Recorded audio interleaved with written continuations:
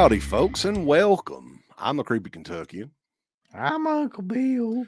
We got another one of these lists to do today, Uncle Bill. I'm excited about it. I'm so excited, I just can't hide it because our good friends over at Collider.com have this list out. 10 horror movies that were banned around the world. So this is like those ones that are like where it says banned in 88 countries or whatever. Yes. But those were lies. I don't know if Yeah. there were any films that were. How many countries are there? There's more than 88 countries, right? I guess probably. They should make a film that's like sole objective is get banned in every country. So you can put that on there. Banned in every country on the earth. This one, man, and here's the thing. Like, I think our era kind of gets what these movies were. But for the youngsters out there that have access to everything on their little smartphone or their computer, it was not always that way. Back in the 80s and 90s, a lot of these movies were very hard to track down. That's on this list. I'm guessing. I haven't really went through the list or anything yet, but this list is from Jeremy Urquhart. That sounds like a disease. He has come down with Urquhart. So he's got the top 10 banned horror movies. Number 10 from 1978. It was banned in 5 countries. Faces of Death. Yeah. I mean, for the time period when everybody was dumb and thought that was real, that was a big one. Yeah, Faces of Death, technically a documentary movie, sort of. I mean, there's some real footage in it, a lot of stage stuff in it. Michael Felcher did the Blu-ray, probably. This was one of the very early Blu-rays. So weird that this, I think this came out like 2008, 2009. It's got war footage, accidents, surgery scenes in it. You got the fake people eating monkey brains in it. A lot of people remember that. But 1978 for the time, I mean, hell, this was like one of the very first, they call them Mondo movies today, I think. And this was commercially available in video stores to rent and everything. This was like a dare when we were kids. Yeah, it's one of those type of movies, like the first shockumentary type of things. Although when I go back and watch it, and we watched it back in the day when Felcher worked on it, I remember we interviewed him about it and everything. You can clearly tell a lot of shit. It's like, I don't know how people were not like, there's so many people fooled by the movie and a lot of the same. I'm curious, like, what kind of release it got. Like, I'm sure it didn't get did it get a theatrical release? There's no way. I don't know, man. There's like, no things way. were a lot different back then, so maybe, who knows? Anyway, that's a solid pick, though. I don't think anybody would really argue with that one. Right. Number 9, Itchy the Killer from 2001, banned in 5 countries. Yeah. Made by Takashi Miike. So yeah, I'm not really that familiar with this movie. Only thing you really need to know about it is arterial spray. Like, that's the whole movie from what I can recall. Like, and that's probably why it was banned, because there's so much like of that in it that's basically the whole movie. Is there a definitive like home video version of Itchy the Killer? If so, I'll probably get it to check it out, because some of the stuff that I've seen from him, I mean, I'm not going to say I liked it, but it was very memorable, at least. I don't know. Like, the last version of that movie I have is on DVD, so I have no idea. Number 8, continue on. This one's banned in 6 countries, Uncle Ben. It's kind of surprising to me. The Human Centipede 2 full sequence from 2011. It had the weird dude. What was his name? This is like the only movie he was ever in. Yeah, the creepy, like, bug-eyed dude. You get to see that dude's Peter in it, right? That's disturbing enough. There's a baby scene, like, where he steps on a baby. Like, there's a lot in it that I can remember. But all those movies are from one way or another. Yeah, I mean, I wasn't that impressed. I really, really like the first Human Centipede movie. I mean, I think legitimately it's a well-made movie. The concept is out there. It's nuts and everything, but it was you know. I not so much with this one. I don't know if I would ever go back and revisit this one. It just really, I mean, they tried to push things a little bit further, I guess, but as far as a overall movie goes, it, you know, and I never did see there's a third one too, right? Yeah, Never there is. did I haven't see seen that that one. one. Now this is a solid choice here. This was one number 7 that was banned in 6 countries from the director of the Lord of the Rings saga, oddly enough, from 1992. It's Brain Dead, aka Dead Alive. Okay, yeah. I mean, especially for that time period, I can definitely see why that would be the case. Um, Now it's considered like a modern kind of goofy splatterfest movie that Mhm. everybody kind of just laughs at, but I don't feel like that was probably the case around that time when it came out. I always think it was meant to be kind of a dark comedy. Just some of the stuff that was in it, like the custard scene, man, is my favorite really in the whole fucking movie for some reason. And then that whole and what type of rat was that or Oh, whatever? Sumerian rat monkey. Yeah. A rat monkey. Yeah. And then just the amount of gore and just gratuitous like shit that was towards the end of the movie. I still Great. think, man, I go back and I've gone back and watched it not too long ago, a couple years ago. I still think that shit holds up really well. Those practical effects and the way he edited those effects and stuff is crazy. Still to this day. Right. I mean, go back and watch that and you're just like, wow. You could kind of tell in that movie, even though it is a horror movie, like that guy was something different just from the way that is shot and edited. I think it's a shame that I mean, he's a great filmmaker. I guess that's why he moved on and did, big Hollywood productions. But I would have loved to have seen him continuing on making horror movies and stuff just to see what it would, what they would be. It's crazy to me that that's the same guy that came from the same mind as the guy that would go on to do like those Lord of the Rings movies and stuff. Like, Yeah. I mean, he's got to be a crazy son of a bitch. He's the kind of guy you probably want to hang around with. Number 6 is another movie we're familiar with. We did a whole retrospective on this a couple of months ago.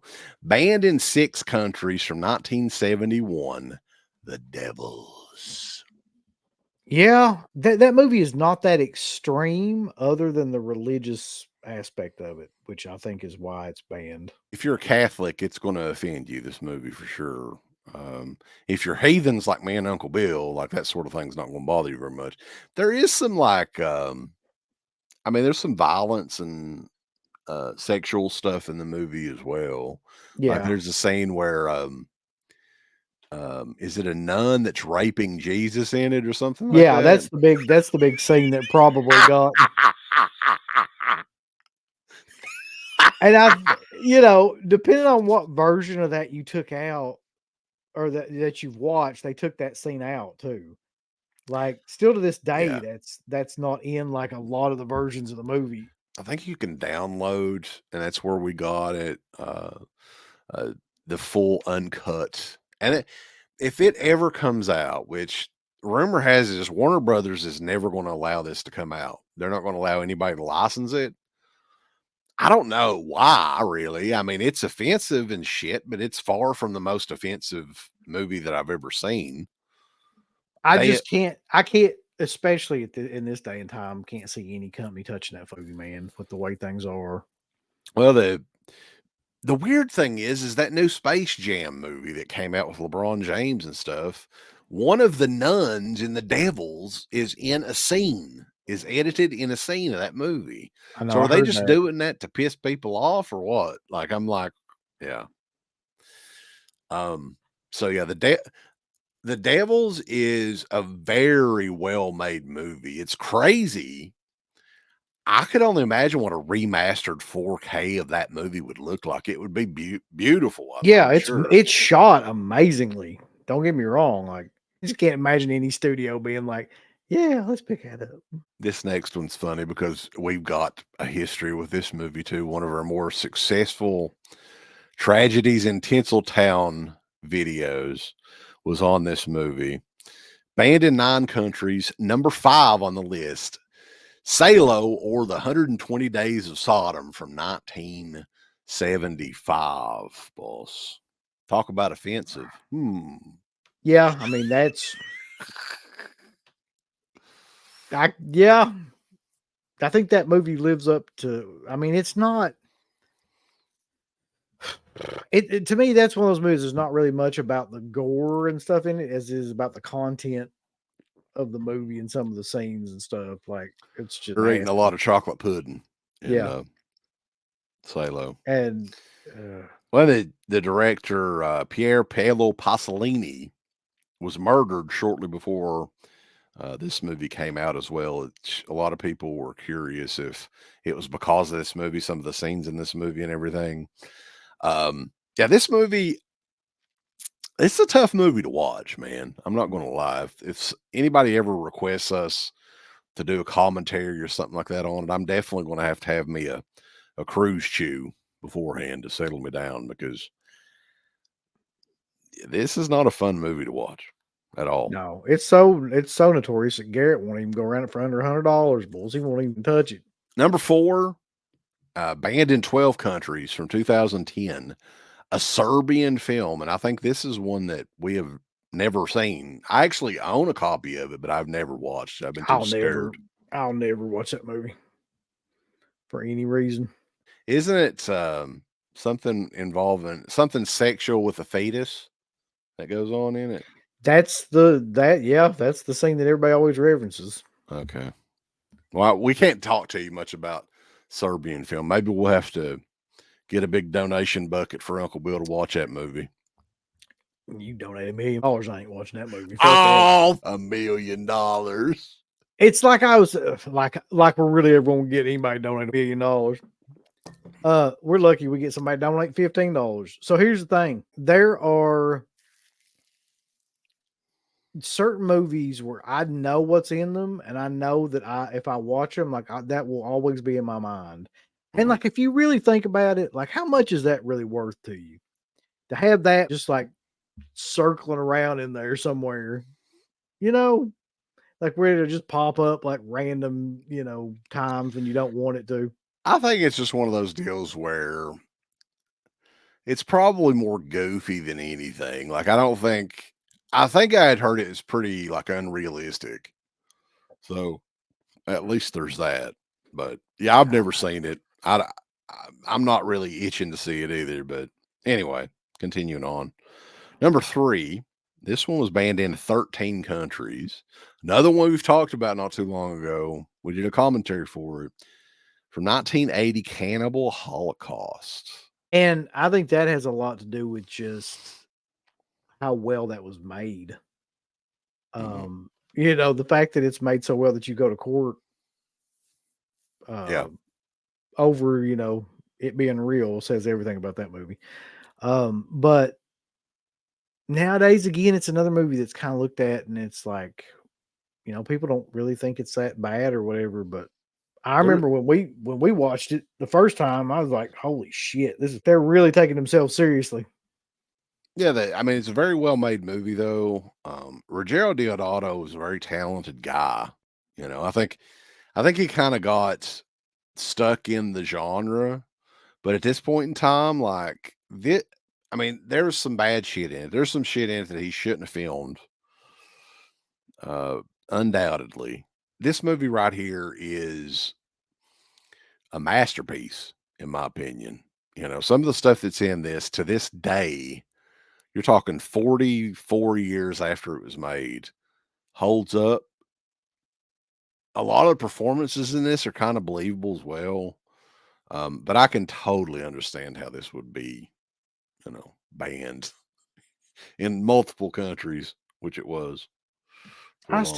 I still think that everything about that movie seems real. Like after we went back and watched it, like there's no part of that movie that involves the main cast and the cannibals that I felt like it was staged, Right. or like you were watching acting or something like that. Like none of it seemed to be that way to me. One of the top 3 or 4 controversial horror movies of all time, for sure. And it kick-started the entire, like, how many rip-off cannibal movies were there after Cannibal Holocaust? That's a whole genre in of itself that, I mean, we could do an exploitation Right. show on, yeah. Number 2, this one is banned in 14 countries, and it's the movie that I've heard Dana talk about the very least. I Spit on Your Grave from 1978. My ear's Archie. And I watched this one not too awful long ago. This is a movie to me that's like very unwatchable. It's very well made, but it's not a movie that I go back to hardly ever. Dana does, though. She apparently watches that shit every week. I don't get enjoyment out of the shit that's in this movie. Now, but the performances and everything in this, and the 4K that they've got out, holy crap. Like, I don't know what they went through to remaster this movie, but Yep. unbelievable transfer on this thing. And it's like watching it for the first time, but it's a very difficult watch. I mean, you've got a rape scene that goes on damn near a half an hour, right? Yeah, I was kind of amazed when I went back and watched it because I didn't remember all that. But yeah, it happens in 3 different places. So, like, just when you think that it's over with, like, they show back up, and then you think, well, it's got to be over with now because Jesus Christ, who would like do it again? And like, they all show back up again.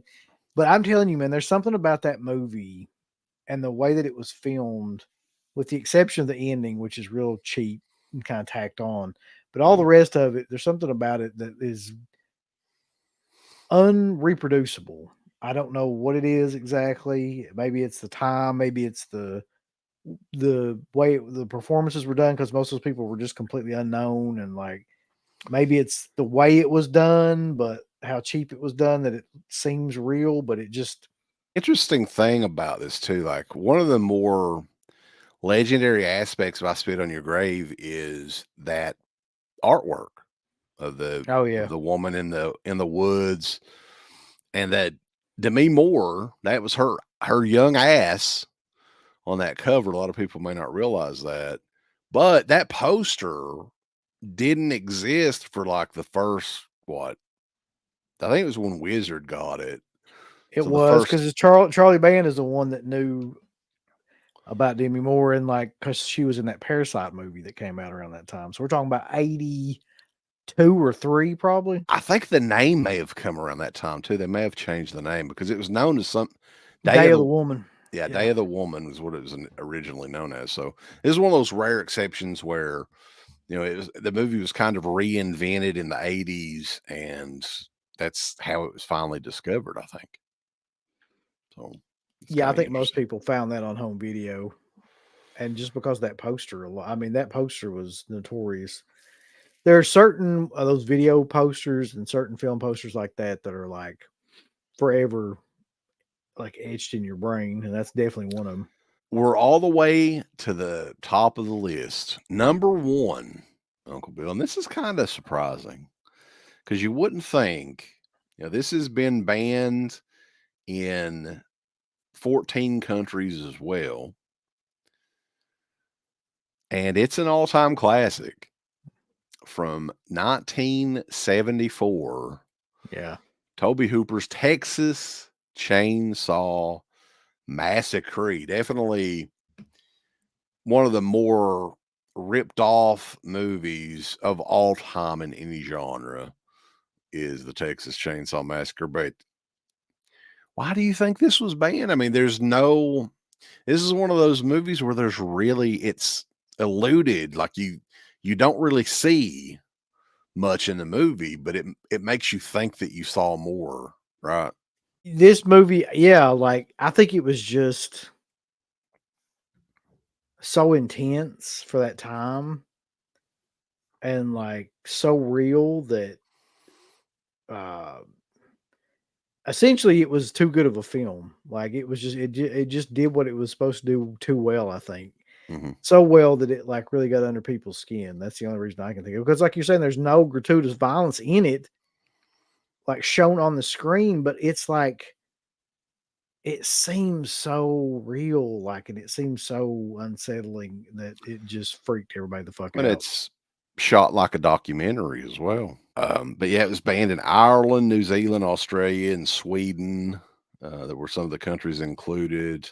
Yeah, despite the fact that there's really no violence, gratuitous violence in the movie, everything is shot is kind of like alluded to off the screen.